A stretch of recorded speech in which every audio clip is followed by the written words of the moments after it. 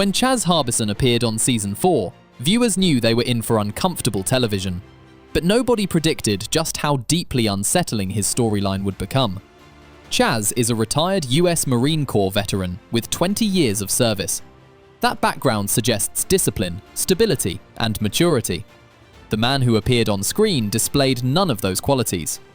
Instead, viewers watched a 50-something man use baby talk, throw tantrums when denied attention, and stare at his uncomfortable bride with an intensity that made people reach for their remotes. Dating for going on 2 years. Branwen is going to be my 5th and my final bride. His storyline centered on his relationship with Branwen Jones, an inmate he connected with through prison correspondence. He positioned himself as a hopeful romantic, seeking lasting love after multiple failed marriages. The reality was far more disturbing. Before Branwen, Chaz had been married 4 times. 4 separate marriages that ended in 4 separate disasters. That pattern alone raises red flags, but the details make it worse. One of his ex-wives died from a drug overdose. When Chaz described finding her body in interviews, his demeanor disturbed viewers. He smiled while recounting the trauma, displaying an emotional detachment that felt wrong. Fans on Reddit and other platforms immediately started speculating about his patterns. 4 ex-wives, multiple deaths, a history of seeking out partners with addiction issues or vulnerabilities. Critics accused him of deliberately targeting women in crisis, women with low self-esteem, struggling with addiction, and facing legal troubles. Women who might be easier to control.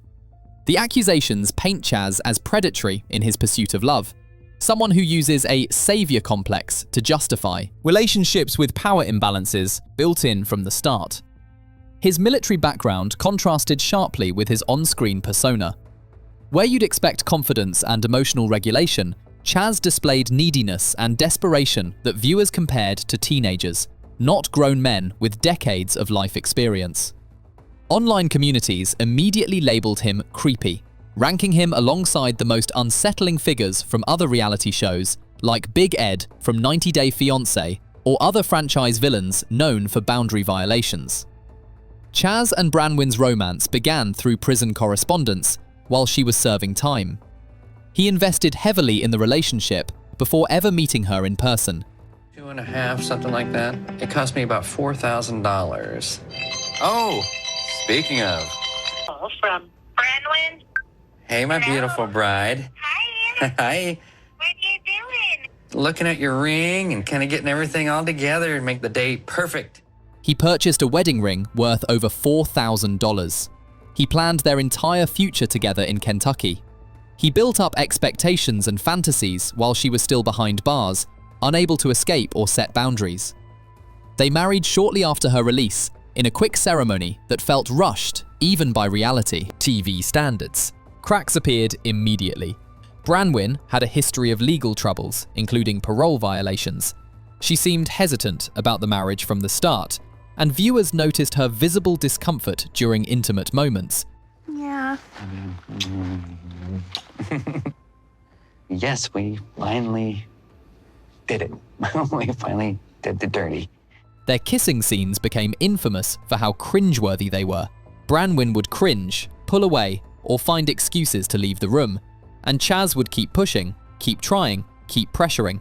His enthusiasm didn't read as romantic, it read as desperate and invasive. Chaz would extend his visits to Oregon multiple times without consulting Branwen. She'd be trying to do homework or go to work, and he'd show up, demanding attention and affection. He interrupted her daily routines constantly. He intruded on her space and responsibilities. He treated her time as less valuable than his desires. When she set boundaries or asked for space, Chaz would use baby talk and pout like a child. A grown man in his 50s, whining and throwing emotional tantrums because his wife didn't want to be touched. Fans found these behaviors immature and unsettling. The combination of his age, his military background, and his childish emotional responses created cognitive dissonance that made people deeply uncomfortable. The pressure for physical intimacy became a central issue in their relationship and the source of the creepiest moments on the show. After their hasty marriage, Chaz viewed the union as an entitlement to sex.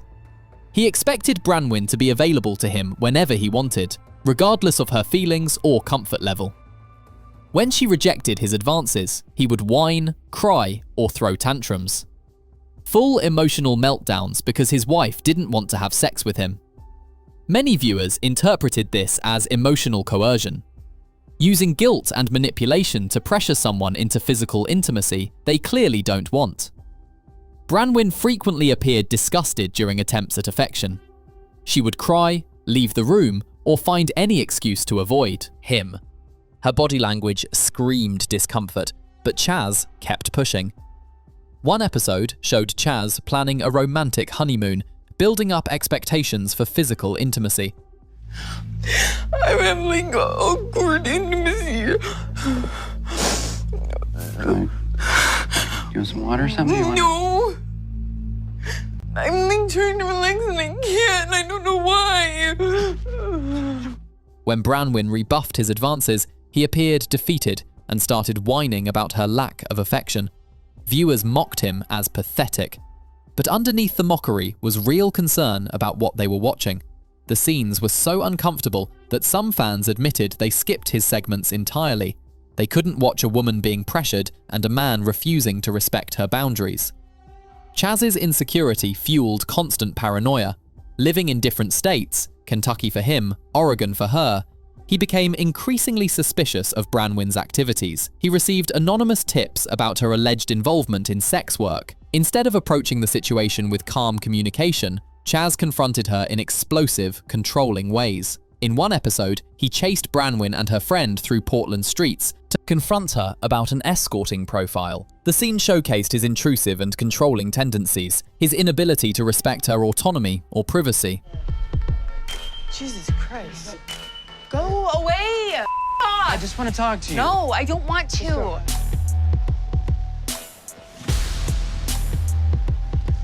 Fans speculated about what Chaz might do if fully denied what he wanted. His desperation seemed like it could tip into something dangerous, though no violence was depicted on the show. The combination of neediness, boundary violations, and emotional manipulation created a profile that genuinely scared viewers. Several specific moments from the show solidified Chaz's reputation as the creepiest participant in Love After Lockup history. There was the strip club incident. Chaz met Branwen's 19-year-old stepdaughter at the club where she worked. The whole situation amplified the weird vibes surrounding his storyline, raising questions about his judgment and boundaries. There were his moon face stares. Chaz would stare at Branwen with an intensity that made viewers physically uncomfortable. Not loving gazes, possessive almost. Predatory stares that suggested ownership rather than affection. His descriptions of finding his ex-wife's body after her overdose were delivered with an eerie smile. The disconnect between the traumatic content and his facial expressions disturbed audiences, prompting comments about his disgusting look. Post-show revelations made things worse.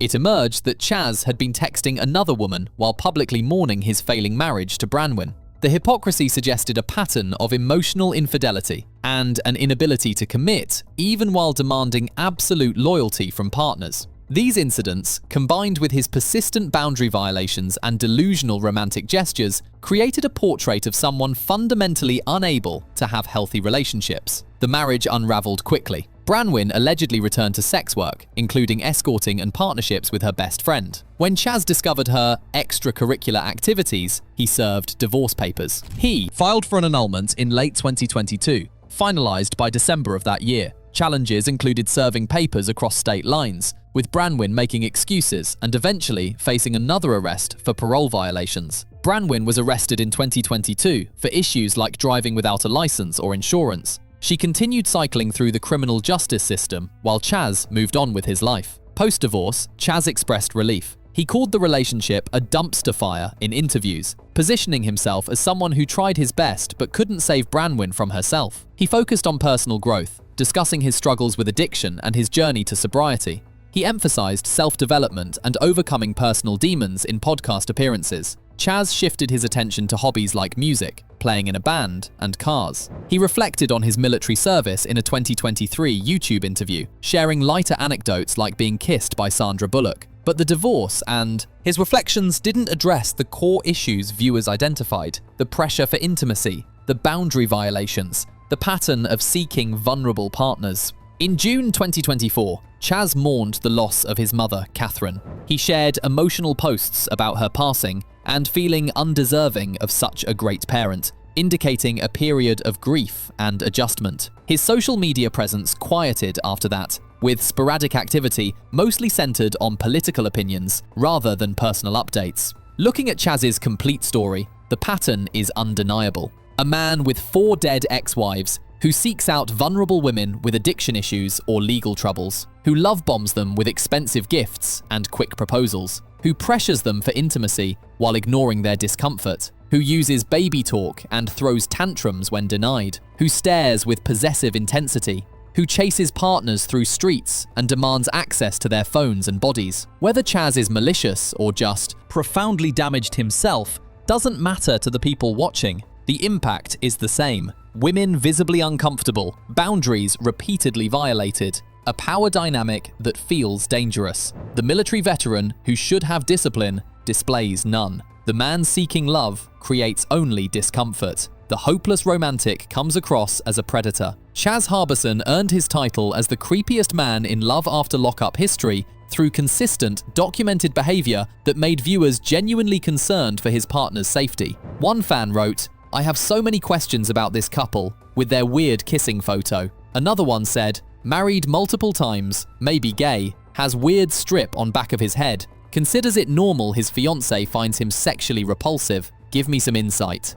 Another one summarized the whole creepy behavior. Branwen obviously sucks in her own right, but oh my god. I get that the dynamic is co-created, and maybe he would have been a fraction less cringe if she started off more physically affectionate and demonstrably into him. But my god, I do not blame her for getting the ick, and I do not blame her for being repelled by this dude. His clinginess is just unworkable, and he just reeks of desperation. She played her own role in the weirdness, but him springing getting married immediately was absolutely a reflection of how clingy and desperate he was from the get-go. I'd cry and revert to thumb-sucking if I felt like I had to sleep with him too. His story serves as a reminder that reality TV sometimes captures real dysfunction, real boundary violations, real reasons to be afraid, and sometimes the creepiest moments aren't manufactured for drama. Sometimes they're just a man who can't hear no and won't stop pushing until he gets what he wants. Subscribe for more deep dives into reality TV's most disturbing personalities